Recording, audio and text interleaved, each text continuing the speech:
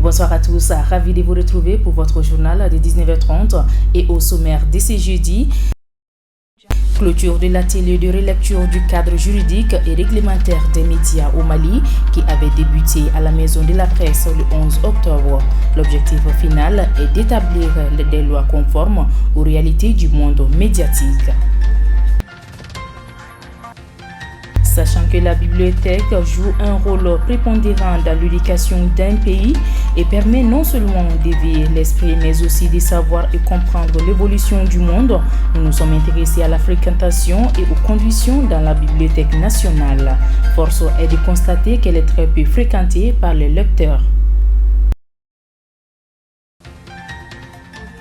Et enfin, le monde a célébré ce jeudi 14 octobre la journée mondiale de la vue. Au Mali, elle a été célébrée le 8 octobre dernier, couplée à la semaine nationale de lutte contre la cécité.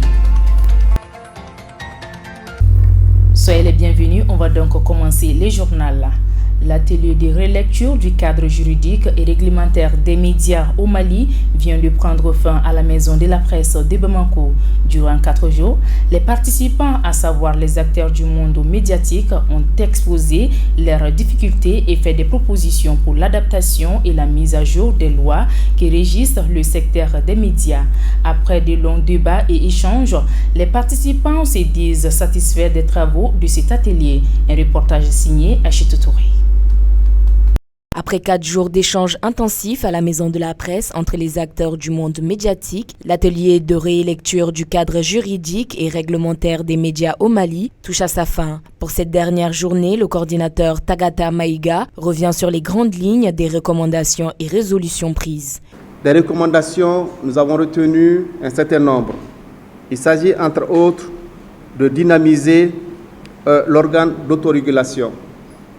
Deuxième recommandation, de diligenter le processus d'adoption des textes issus du présent atelier. Troisième, de corriger les insuffisances constatées dans la loi sur la publicité.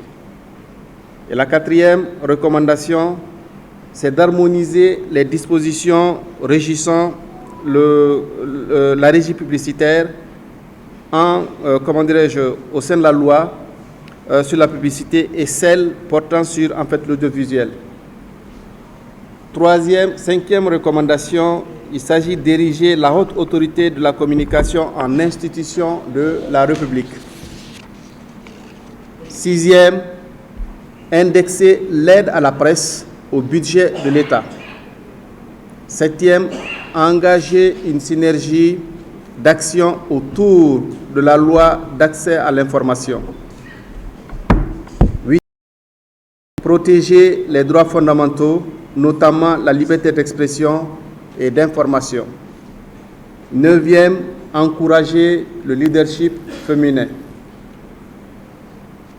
L'avant-dernière que nous avons retenue, c'est de créer un fonds de soutien à la modernisation de la presse. Et la dernière recommandation, relancer le festival Ondes de Liberté. Ce cadre d'échange, mais surtout cette fenêtre qui permettra aux médias maliens, mais au Mali de façon générale, d'avoir son rendez-vous annuel ou biennal où les acteurs de radio et autres là se retrouveront pour célébrer la liberté, mais surtout les ondes de la liberté. Donc voilà rapidement la synthèse à travers les différentes recommandations que nous avons pu identifier ça et là. Ainsi, après des jours de débats intensifs, les participants sont parvenus à se mettre d'accord. Selon Bandjougou Dante, président de la Maison de la Presse, cet atelier aura permis aux acteurs concernés de converger vers une même finalité, celle de l'épanouissement des médias maliens. Nous avons trouvé un compromis dynamique à la suite des débats et maintenant nous allons avoir un comité d'experts composé effectivement des spécialistes du monde des médias et du monde de la justice qui vont décliner ce qui a été décidé ici en décret et en loi. Les lois partiront au CNT et qui vont être appuyées par nos représentants qui sont là-bas. Et pour ce qui concerne les décrets vont être proposés au ministre de la Communication pour que ces décrets soient adoptés en Conseil des ministres. Et quand on aura ces lois et ces décrets, on peut avoir un environnement médiatique malien assaini. Si ces textes sont validés, ils représenteront un renouveau pour les médias, notamment la presse en ligne. Pendant 4 jours, nous sommes parvenus à parler de la presse en ligne, nous sommes parvenus à insérer la presse en ligne dans la nouvelle loi qui sera adoptée par les CNT. Vraiment, c'est une occasion pour moi de lui remercier pour sa marque de considération envers nous, les nouvelles générations, et puis pour son estime également pour la presse en ligne. Et je pense que c'est un président visionnaire. Il est conscient que l'avenir de cette presse, c'est la presse numérique, c'est la presse en ligne, et qui ne mérite pas d'être négligée. Ainsi, une proposition de révision du cadre juridique des médias au Mali sera proposée au CNT et au gouvernement de la transition après une dernière vérification des spécialistes. À rappeler que cette révision serait un réel aboutissement pour les hommes de médias. Autre chose à présent, la Bibliothèque nationale, depuis quelques décennies, fait face à des profonds changements qui menacent son existence ou l'obligent à se représenter totalement. En effet, la faible affluence des lecteurs en son sein devient un véritable casse-tête. Notre équipe de reportage a fait un tour à la Bibliothèque nationale afin de s'imprégner de son niveau de fréquentation. Absetou Touré et Roger Kanouté étaient sur place. De même que la consommation des aliments constitue un moyen pour assurer le bon fonctionnement de notre estomac, la lecture entre dans le cadre de l'alimentation de l'esprit. Cependant, force est de constater que la Bibliothèque nationale n'est pas assez fréquentée et reste confrontée à d'énormes difficultés. Ce phénomène s'explique par une absence de culture de la lecture par la jeune génération, au dire de Djadji Kone, chef de division de la Bibliothèque nationale. Les lecteurs se font rares pour une raison principale. Cette raison principale, ça, c'est culturel. Au Mali, ici, on n'a pas trop cette culture de la lecture. On est plus attiré par les sources d'information animées que par une source d'information froide. Un livre, un texte écrit est une source d'information froide. C'est pas comme une radio, c'est pas comme une télévision ou même un ordinateur animé branché sur Internet où on ne fait qu'écouter ou suivre les images. Or, pour exploiter un livre, il faut lire les textes, il faut se mettre à la place de l'auteur, se mettre à la place des acteurs pour pouvoir interpréter le contenu. Et si on n'a pas cette culture de la lecture depuis la famille, on a du mal à accorder l'importance à la bibliothèque. Dans la bibliothèque, on y trouve des étudiants, des retraités, des lycéens, entre autres. Monsieur Kone, dans ses propos, affirme qu'il ne dispose pas encore de services innovants comme la bibliothèque numérique. Il souligne également que l'accès à la salle de lecture s'est fait sans inscription. Les types de personnes qu'on reçoit les plus sont composés essentiellement d'étudiants. Et parmi ces étudiants, les sexes masculins encore largement situé au-dessus du sexe féminin aussi. En plus des étudiants, la deuxième catégorie qui tourne autour de 10%, ça c'est des enseignants. Et les 5% restants, ça c'est composé de retraités et des lycéens qui sont poussés, bousculés par leurs enseignants pour faire des résumés des œuvres littéraires. On ne dispose pas de bibliothèque numérisée encore. La bibliothèque classique ici, c'est les documents papier essentiellement qui est classé sur les ronnages. Les lecteurs peuvent venir exploiter les documents de la Bibliothèque nationale sans s'inscrire.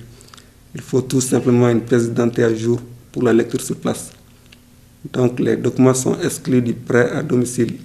Tous les documents de la Bibliothèque nationale sont à exploiter sur place. Ici, se trouvent plus de 20 000 monographies composées de thèses de mémoire, des journaux et des revues. Selon le chef de division, le mode d'acquisition des documents passe par un dépôt légal. Les documents sont acquis ici essentiellement via les dépôts légaux. Le dépôt légal, c'est une législation malienne qui exige de tout auteur malien de déposer 2 exemplaires de cette publication à la Bibliothèque nationale.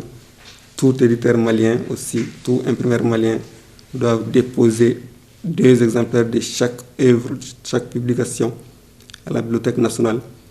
Et après ces dépôts, on leur livre une attestation de dépôt légal. En plus du dépôt légal, on bénéficie des dons. Les dons peuvent être faits par des particuliers, comme ça peut être fait par des sociétés nationales, des services privés, maliens, étrangers.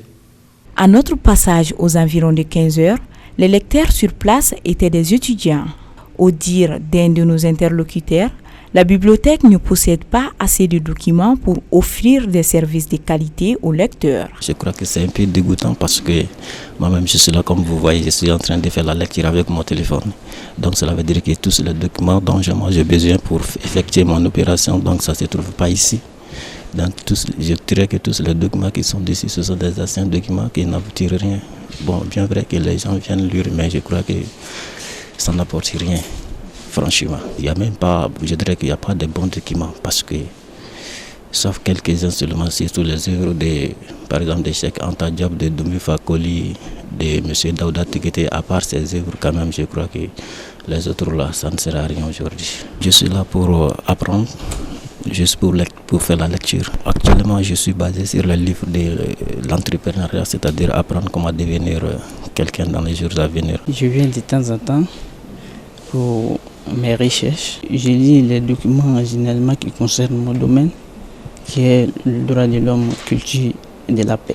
J'appelle la jeunesse à la lecture, parce que sans la lecture, il n'y a pas d'amélioration de niveau.